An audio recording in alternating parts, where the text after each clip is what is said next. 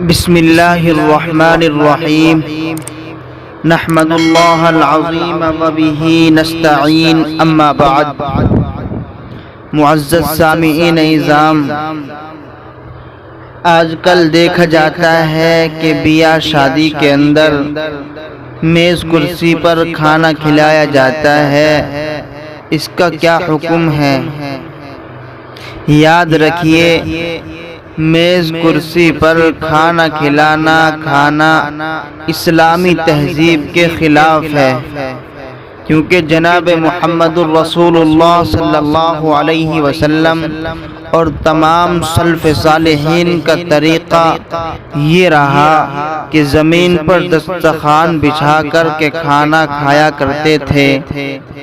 میز کرسی پر کھانا یہ دراصل غیر مسلموں، فیشن پرستوں، متکبروں اور عیش پرست لوگوں کا طریقہ ہے۔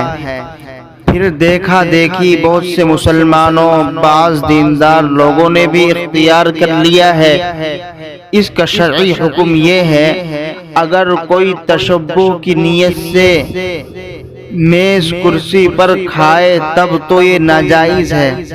تشبہ کا مطلب سمجھ لیجئے، تشبہ کا مطلب یہ ہے کہ اس طرح کھانے سے اگر اس کا مقصد غیر قوموں یعنی یہود و نصارہ کے ساتھ مشابہت اختیار کرنا ہو تاکہ ہم ان جیسے معلوم ہو، اس لیے وہ میز کرسی پر کھانا کھلا رہا ہے یا کھا رہا ہے، تب تو ایسا کرنا ناجائز ہے۔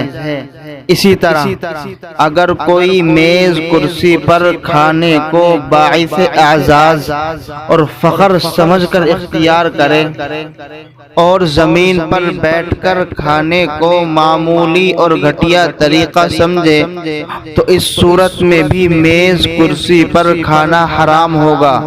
اور یاد رکھیے، اگر اس قسم کی کوئی نیت نہ ہو تو میز کرسی پر کھانے کی گنجائش ہے، کھا سکتا ہے، ناجائز نہیں ہے، لیکن بہر صورت ہر حال میں خلاف سنت تو ضرور ہے، اور غیر مسلموں اور فیشن پرستوں اور متکبروں کے ساتھ مشابہت بھی ہے، لہذا کچھ نہ کچھ کراہت بھی ہوگی۔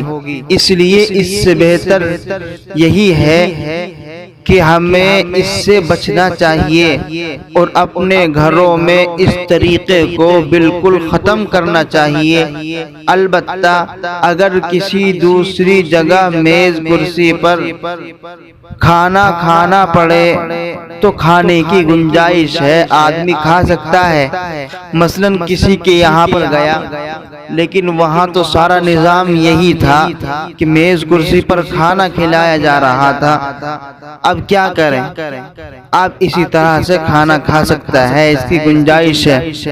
امام غزالی رحمت اللہ علیہ فرماتے ہیں، مہما صارت السنت شعارا لأہل البدعۃ قلنا بترکها خوفا من التشبہ بہم، یعنی اگر کوئی سنت گمراہ لوگوں کا شعار اور پہچان بن جائے تو ہم اس سنت کو بھی چھوڑ دینے کا فتویٰ دیں گے تاکہ ان لوگوں کے ساتھ مشابہت لازم نہ آئے۔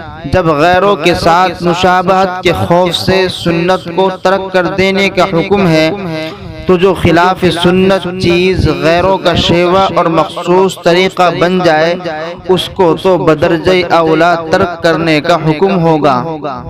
یہ بھی یاد رکھیے، یہ اسلامی غیرت اور خودداری کے بھی خلاف ہے، کیونکہ غیروں کی تہذیب اور معاشرت کو اختیار کرنا در پردہ اس کی برتری اور پسندیدگی کا اقرار ہے۔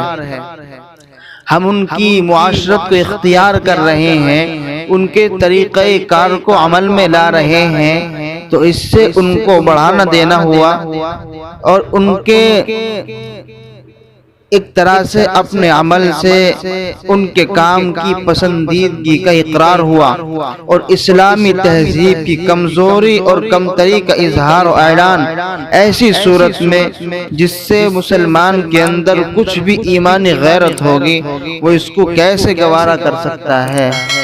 اللہ عمل کی توفیق عطا فرمائے۔